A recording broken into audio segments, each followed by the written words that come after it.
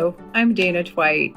I have been in financial services for 40 years, and for 7 of those last 40 years, I've been in an Alzheimer's support group. I've been in there so long, I'm now the senior member of the group. I started with 2 parents, and now I'm down to 1. My dad passed earlier this year at 91. My mom is 93 and a half. You never know how long these things are going to last, although all of the models usually say people need long-term care assets for about 3 years. So I knew in 2016, after having to solve some financial issues for each one of them, that my role was going to need to change. So ironically, I needed to stop my self-employment, put my practice on hold, and seek full-time employment. I had a job sort of fall into my lap in December of 2016 that was in my field but involved 12-hour days, 4 days a week.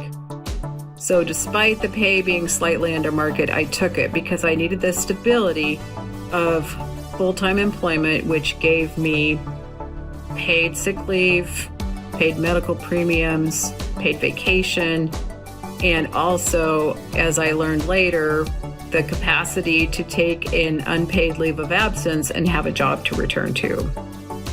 So all these things were happening. Along the way, some other costs I endured were things like going out in the middle of the night with a police officer to look for my dad, and being late to meet my mom at the hospital after her stroke because my phone had been locked up in a secure facility.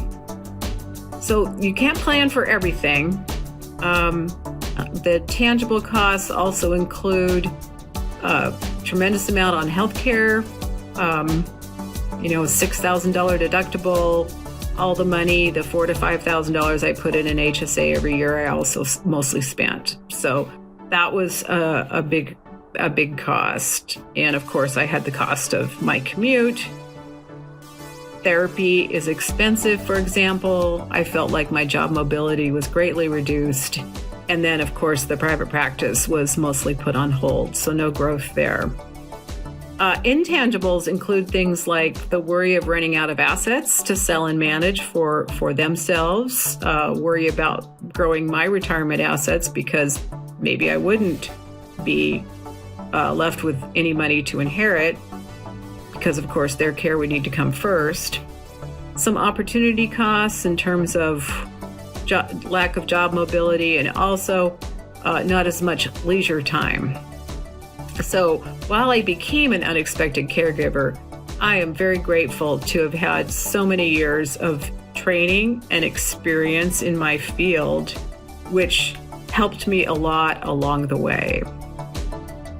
So I'm down to 1 parent. The costs are less to me, and she has excellent care, which does cost the earth. So we are both muddling through.